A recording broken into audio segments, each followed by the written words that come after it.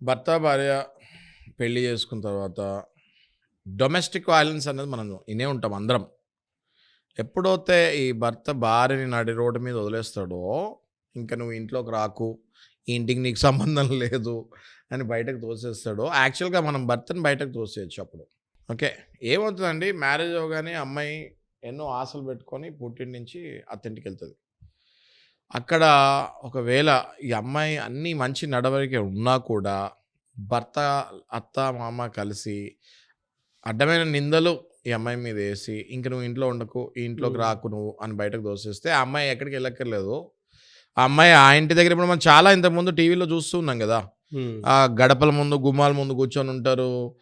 మహిళా మండలి అసోసియేషనోళ్ళొస్తారు. ఈమెకి ఇక్కడ ఉండే రైట్ ఉంది. ఈమెను ఎలా బయటకెళ్ళగొడతారు మీరు అన్నది.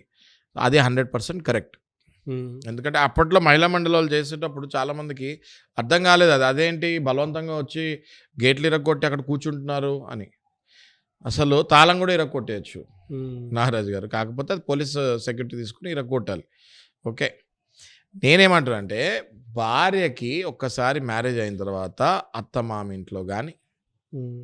భర్త ఎక్కడైతే కొనుక్కున్నాడో ఆ ఇంట్లో గానీ, భర్త ఎక్కడైతే అద్దెకి తీసుకొని నివసిస్తున్నాడో ఆ ఇంట్లో గానీ, భార్యకి ఆటోమేటిక్‌గా ఉండే రైట్స్ ఉన్నాయి. హ్మ్. ఇవి చాలామంది భార్యలకి, ఆడపిల్లలకి తెలీదు. "సార్ నన్నెప్పుడో వదిలేసి ఎళ్ళిపోయాడు సార్ నన్ను. నేను మా ఇంట్లో ఉంటున్నాను" అంటారు. నేనేమంటున్నాను, మీ భర్త ఎక్కడుంటున్నాడో ఆ ఇంట్లో మీ భర్త పర్మిషన్ ఉండక్కర్లేదమ్మా. Hmm. As far as you are married to him. Divorce case నడుస్తున్నా కూడా